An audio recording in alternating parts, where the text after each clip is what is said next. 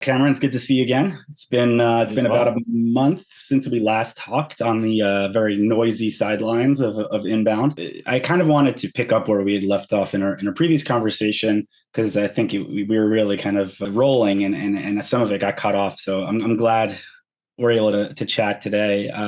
Before we kind of dive into some of those things, I kind of wanted to get your feeling on how the conference was. It's been about a month. We've been able to catch up on sleep. What were your takeaways and experiences there? First and foremost is that revenue operations is not just a trendy word for a cool role. It's actually a career path that people can get really passionate about.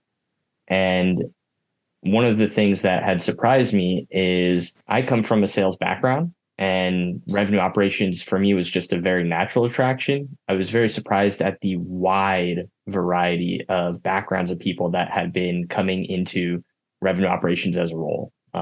I love what I do, and it's really, really awesome to see how many other people, whether they had been in marketing or CS or weren't even in tech before getting into revenue operations, but really just found that they loved strategy. And just the wide variety of people that had, really started to pick up on this career path to me is really amazing. And then along with that is the growth of the community. So, we talked a little bit about Sprocketeer in the past, and it's really amazing to see how many people not just are doing this as a job, but how many people are really passionate about helping their businesses to grow and develop and are willing to help one another, whether they have questions or if they see someone else that has questions, whether it's communities like Rev Genius or Sprocketeer. It's just really, really cool to see everybody come together and help both grow individually and as a career. Yeah, that was a big takeaway of mine as well. I was really kind of struck by the community aspect of everything that was going on. And, I think it may have been the first kind of in-person big event, industry event I've been to since, the before time, as I call it. I participated in inbound, but it was a virtual inbound. So it really was not the same. It was a whirlwind week for us. We had like a pretty big team up there. We got there on Monday and left on Friday, and it was just a nonstop, as I'm sure it was similar for you. Kind of kicking off on the community and collaboration and where that fits with RevOps. I was struck by kind of the palpable sense of community and connection at Inbound. So, how do you perceive the role of community in driving innovation and progress within the RevOps role, and how does that contrast to? And I think this kind of dovetails with RevOps's kind of ethos more generally, but how does that dovetail or contrast with the more isolated kind of siloed approach of the past? Yeah. So, and I'm going to praise HubSpot for a moment here, but HubSpot was built on community. It's one of the things that helped them to really gain a foothold in the space and to grow and pivot as rapidly as they have. They're not an all-on-one platform. They're the all-in-one platform. And so, or backwards, right? They're not the all-in-one. They're the all-on-one, right? So HubSpot itself isn't going to do anything and everything natively, but where they're not doing something, they have partners and applications that do. Revenue operations as a role and as a career works really well and has grown really well in tandem with the ethos that HubSpot has, right? So HubSpot as a platform enables professionals like us to help businesses grow and develop. And because that's built into the way they operate, it's allowed our career path and the role to grow. Now, one of the common things that not only you and I discussed, but one of the common conversations that I've had with numerous people at Inbound and since Inbound is that for the longest time, revenue operations hasn't really had a standardized definition of what the role even was. If you ask 100 different people, what do you do? You're going to get everything from I align sales, CS, and marketing to I help my business make more money to I'm a consultant, right? And so having a community that's able to work together to standardize what is our role, what is the definition of what we do on a day-to-day, how do we approach the same problem across multiple businesses, how can we not standardize things, but how can we make things more efficient when we're seeing the same problems? So having that community that's coming together and asking questions helps to remove the silos of I'm a sales ops specialist, I'm a RevOps specialist, I'm a marketing ops pro, and it helps us all to come together and solve these common trends, because at the end of the day, most problems that businesses are facing can be solved in a similar manner. And the approach is going to be different, but the track to get to the solution is oftentimes very similar. Yeah. Yeah. I mean, I think that, this idea of the approach to, what is RevOps, right? I think we talked about how, before I started one of my previous roles, which was kind of my first foray into this world, I had to literally Google the term, the question, what is RevOps? And in the years since, I don't think there really is still a, solid definition. I think it a lot of it's just a glorified sales ops or just a CRM manager in a lot of ways, and not this more strategic position, right? I think that there's a need, there's a desire to help advocate for the role of RevOps to have a seat at the table and strategic decision making, rather than just kind of being another cog in the wheel. I would just add to that if you Google, as many of us do when we first start, what is revenue operations, and you look at the answers that pop up, the answers that pop up are the definitions that are written by SaaS companies selling RevOps services. Salesforce, it's HubSpot, it's SaaS Academy, right? Chili Piper. Which is not inherently a bad thing, but it's not, these definitions are not written by RevOps pros at RevOps companies and RevOps organizations. They're written by companies that are selling SaaS and RevOps services. So that's not necessarily a bad thing, but it doesn't help us get to where we need to be of getting that standard definition. Yeah. Yeah, I'm not sure we're ever going to get a standard definition about anything, and that's the inherent challenge of Google, and whoever has the best SEO wins on defining things. But who knows? Maybe that will change soon. Yeah. So yeah, I mean, I think kind of touching on that on RevOps rather than definition, but the ethos. I think the ethos is something that we kind of all agree on, which is about this idea of breaking down silos, whereas before, the go-to-market was kind of very rigidly siloed between, certain departments, and RevOps as kind of a ethos was about kind of connecting all of those things together and breaking down those silos. So, how do you think that has been, kind of implemented and embraced in some of the growing and newer companies that we were kind of seeing at Inbound, that are kind of entering the HubSpot ecosystem from more traditional ecosystems? Is it something that those kind of companies and clients that you're working with, that they're already coming to the table with that mindset, or is it an uphill battle to get them on board? It absolutely depends on both the company and who's leading it. I liken our role to that of the director of a movie. The director isn't always the one that's making every single casting and hiring decision. So they can't always pick every single talent that's a part of the movie, and they can't make talent better per se. Sometimes a director is working with the individuals in that role, right? But their job is to bring alignment with who they have and what they have. And so to that end, some of our clients and partners, and same goes for some of the people that I spoke with, it is very much an uphill battle. They're justifying their role every day. They're justifying decisions. They say, hey, I created this report that says our sales efficiency is off. Here is why, and here's how I can fix it. And the director of sales doesn't want to hear it because it makes them look bad. And at the end of the day, our job is not to make up numbers, it's to make a business more efficient. It is, a byproduct of what we do is to bring an alignment across sales, CS, marketing. And not every stakeholder is always going to love every piece of information that's presented to them. So sometimes it is very much an uphill battle. The flip side is I do have quite a few partners and clients that I work with where they recognize my business has problems. I know that I don't have all the solutions to it. So I'm putting a lot of faith and trust in you to bring us those solutions. Where things go very well is when we set good expectations, both myself, other revenue operations professionals, right? You set good expectations and they're happy with the service. If you don't set good expectations, then you're always going to be justifying your seat at the table. You say a project or an epic, as we call it, right? But a solution is going to take 4 weeks and it ends up taking 8.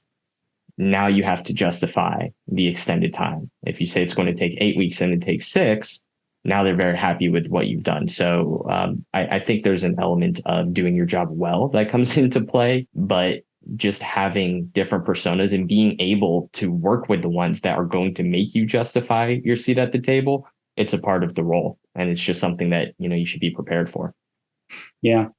Yeah, definitely true. I wanted to dive into this idea of, I think for me, there was a very obvious sense of us being in the middle of a kind of generational shift, that everybody kind of understood that nothing is going to be the same, whether it's due to technologies like AI, machine learning, or just generally kind of the way businesses are approaching things is from a go-to-market is shifting, and people are kind of stepping outside kind of the traditional understanding of what is a sales motion and a handoff. And so from your perspective, because you work with companies that are onboarding to HubSpot and or implementing new solutions, have the use cases and kind of things that people are trying to implement, have those shifted? And what are some of the kind of new and interesting ways and solutions people are looking to implement that you're seeing? Yeah. So interestingly enough, AI is a hot topic that everyone likes to talk about, but it's not something that we've seen partners proactively requesting an approach around. And so what I mean by that is, it is something that makes our role as a revenue operations professional a lot easier in some regards, because we can go into ChatGPT, for example, or ChatSpot and ask it to interpret a report or come up with sales stages for a specific industry, right? So it's something that can help us, because if we ask a partner something and they don't know the answer to it, now we have another resource that we can reach out to. I will say that it is still very much supplementary to, again, just being able to do your role well. I still use it secondary to reaching out to other people for questions and answers. So I like having a human element. Even if I go into ChatGPT, I'm still likely to run something by another human if I have a question, but it hasn't replaced any of our role at all. If anything, it's made it a lot easier. And partners, I don't think they understand the full depth that AI can bring to the table for them yet, which we might be around the corner from there. But an example would be during Yamini's keynote when she was talking about rolling out ChatSpot and having a live chat AI on a website. That's not something that we've seen requested by partners. And in fact, oftentimes when we suggest something like that, it's waylaid by other priorities. So I think that even though AI is becoming more and more prevalent and it's becoming more normal, so to speak, for most partners that aren't in the tech world, so to speak, on a day-to-day, they're not in revenue operations on a day-to-day, they still see other priorities like sales motions or marketing motions, rather than how can we use AI to enable the customer experience. Which, again, that may start to shift, but I don't think we're quite there yet. Yeah. And with regards to, sales motions, let's say in particular, there was for the longest time, it was kind of in B2B, the sales motion was well understood and, repeatable. And, there was kind of the inbound motion, there was the outbound motion. It was, mostly kind of sales led. There was a huge shift for a while where everyone was like, you need to do PLG, you need to do, and it was, again, one of those terms that wasn't super well defined and still isn't. One of the things I've noticed as, let's say, the macroeconomic situation has shifted, that there's been a rebound. And a lot of those companies that decided they were going all in on PLG have pulled back a little bit and realized that that may not be the best solution. Are you seeing any of that happening, manifesting itself in your day-to-day? Are you seeing companies kind of trying to figure out how they, what is their sales motion and shifting that around, or did that kind of not impact your, the companies you work with? So interestingly, there's an 80% chance that if I ask a business, what are your sales motions, they don't know the answer, which is not a bad thing about the partner necessarily. It just means that I think they haven't sat down to really think about, okay, revenue operations, sales motions, PLG, SLG, right? How like they are thinking about how do we make more revenue? How do we sell more stuff, right? How do we improve our marketing or our ad spend? And so when we take a step back and say, okay, what are your sales motions, or what is your sales process? Even sometimes very basic questions, they don't necessarily have an answer to them. The good news for us is that that's part of our role. And my role is to help define and understand that. And so it's not even that they necessarily don't know their business, but maybe they don't know the terms, or maybe they just haven't sat down and had those conversations. So things haven't necessarily changed in my time in revenue operations in that regard. I would certainly love for a business to sit down and say, this is our business model, plug it into chat. This is what we do on a day-to-day. What's our sales motion? That would be very cool. But I think that it allows us to simply add more value from a revenue operations perspective to say, okay, tell me about your business. And then if they don't know the answers to the questions that we have, now we can at least present them to that individual or to those stakeholders. Yeah, I think it's the us marketers, and talking about myself, kind of come up with these terms and then just kind of use them to death, and people don't really know what they're talking about. Product-led growth was, used to basically be, if you had a free trial, that was in essence a product-led growth movement. And now it's like, there's all this other stuff. But yeah, I think that's actually a good thing, right? If people they don't in their mind have a fixed idea of like, no, we're a sales-led growth company, we can't even consider these other things. I think it actually is better, because if the last 3-4 years has taught us anything, is that nothing can be counted on to go on forever. Everything's changing all the time.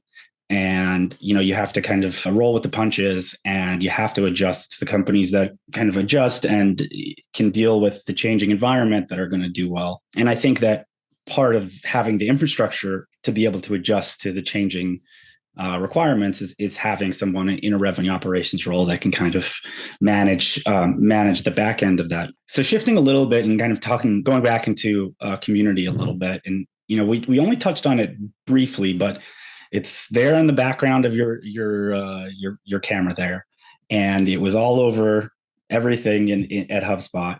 And so you talked a little bit about the Hubolution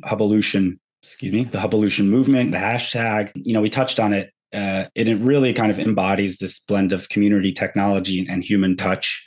But I'd love to hear a little bit more about how it came to be. I looked up its definition online and found it, but I would love to hear it from you. And what are your thoughts on the movement and its expansion, and how it's influencing the RevOps space and the HubSpot ecosystem? And I just love to hear more about it. Yeah, well, so I'm clearly big on definitions and standardizations, right? As someone that loves strategy, being able to take something and then do it again and again, it's really important to me.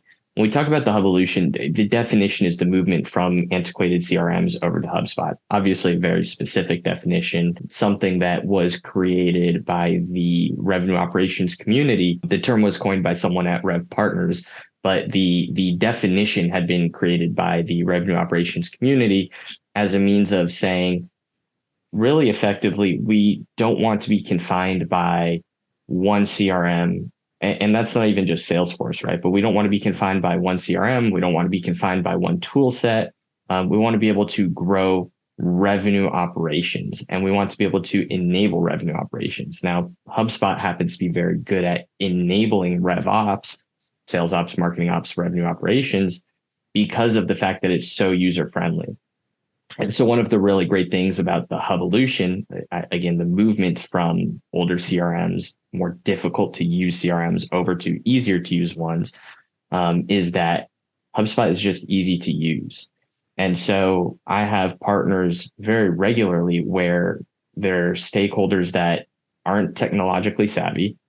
Maybe they're in a physical space, like they're selling granite countertops, they're selling physical services or products, and that's their bread and butter. And they're just now in 2023 saying, no, hey, I need a CRM and I need to bring my business online.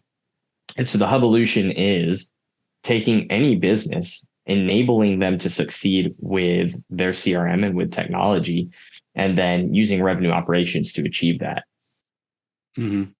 Yeah, I mean, so I did look up the definition, and there was a specific mention of the antiquated systems by name, which I'm glad we left out for political correctness reasons. But yeah, it's this idea, the actual movement, itself. You have a picture of a cresting wave there. What is that imagery? How is that representative of the movement?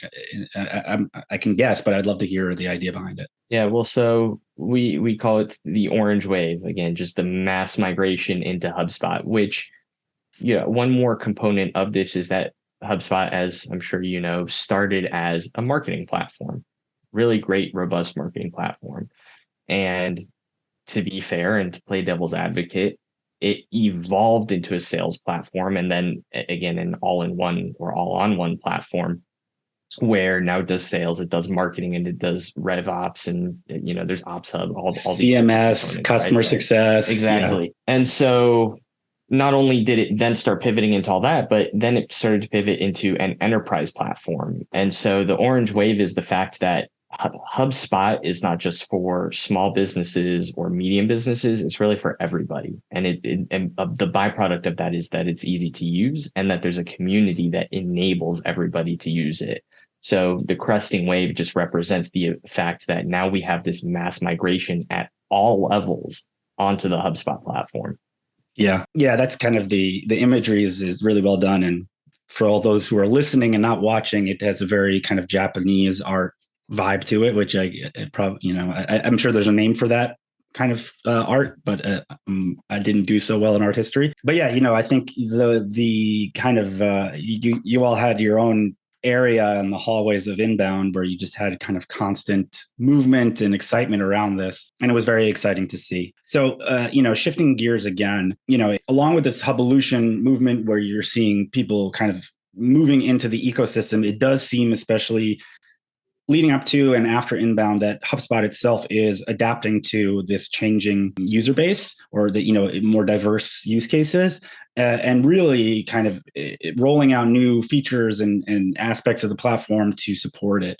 And I've seen a lot of this recently, and I've seen people kind of refer to that shift of the platform in the same terms as Hubolution. So maybe you can speak a little bit to that, if if you think, though, it's a cause and effect, and some of the how you see that shift enabling people in RevOps roles to succeed more within the HubSpot platform. Yeah. So everybody likes to buy, nobody likes to be sold, and people want their role to be easier. They want to make more revenue. Like we all want these things, but a vast majority of us don't know how to get there.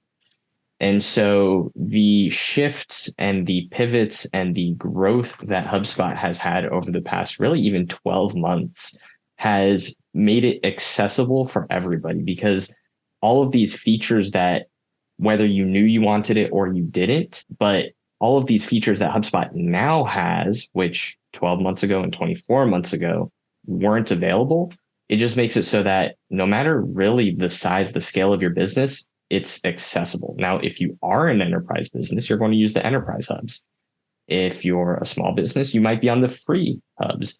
But those features that simply didn't exist and didn't give you the option to even consider HubSpot now make it so easy that you can just go into the platform. You don't need workarounds. You don't need a tricky way to implement a solution. It's just very easy to go in and do what you want or need to do. Yeah. No, I mean, I get access to beta features, and there's just every day, it seems like there's a new little tweak that, on a surface, if you just kind of see it, you don't realize there were hundreds, if not thousands, of users who have been waiting for this little tweak to the way a field is connected or whatever, that like made, their entire year has been made because of this. And it's really fun to see people react to that. You see it in the Sprocketeer community, which you all manage. I see it on LinkedIn. So as we wrap this up, and I really appreciate your time today, maybe you could, between now and next September, and I'm sure it's very hard to, no one can read the future, but as we, let's say it's September or late August 2024, and we're all getting ready to head up to Boston again, how do you think the HubSpot ecosystem will look then compared to now? What kind of changes do you think we'll be seeing then? I think it's going to be more robust because at the end of the day, right now, again, there are a lot of features that some people didn't even know they wanted, which have been released. I left town for 2.5 weeks. I come back, and the amount of time I've spent reading on product updates is just, it boggles my mind. So HubSpot's moving very, very rapidly. I think that this time next year, when we're post inbound or, just prior, when we're getting ready to inbound, the biggest difference is going to be in the conversations that have been had around new ways to solve old problems. And it's not that it's novel ways, but it's new ways that are going to make our lives easier, whether that's reporting, sales motions, marketing motions. There are just going to be so many more updates that, when we're getting ready for inbound, is going to be, hey, how have you solved these problems? And how have you solved these problems? So I think that we're going to have a lot of solutions that are just going to make our lives a lot easier between now and inbound next year. Yeah. Yeah, definitely. And it kind of boggles my mind to imagine, what 12 months from now will look like compared to the last 12 months. As we wrap up, why don't you tell the folks at home where they can find you, where they can find RevPartners, where they can find, the Sprocketeer community, so they can engage further. Yeah, for sure. So my name is Cameron Collins. I'm all over LinkedIn. You can go searching for me on Instagram, Facebook, maybe less exciting on there. But I do post all kinds of fun stuff on LinkedIn, both revenue operations content as well as skits and videos that are both informational and some entertaining on other CRMs. Yeah. Yes, they're very entertaining. So definitely find me on LinkedIn, Cameron Collins. I work for RevPartners. We work with businesses and companies that are looking to grow and use revenue operations as a service. So whether you're brand new to RevOps or you've been using a single employee for a long time, that you can work with RevPartners and we'll provide revenue operations as a service. I'm also part of the Sprocketeer community. You can go ahead and type in Sprocketeer. I'm not going to spell it, but we'll have it in the show notes, I'm sure. But you can go ahead and type in Sprocketeer, pull up our website, download the Discord app, and it's a community. So it's the largest community for revenue operations professionals where we all get together and help each other out. So if you have questions, you can ask them. If you are a RevOps pro, you can go ahead and show your expertise on there. And you'll see me on there super frequently and active. My username is Super Rev Optics, which comes about from one of my early skits that I created. Yes, those skits are very entertaining. You will also see me on there, and my hope is that I will get more of the folks that are active on there on this podcast and interview them. So, Cameron, I really appreciate your time today. This was super interesting, and hopefully, in 12 months we'll be able to do a follow-up interview. Yeah, definitely. We'll have some meetings and conversations between now and inbound next year, I'm sure, and then I'm very excited to see what we do post inbound 2024. It's going to be wild.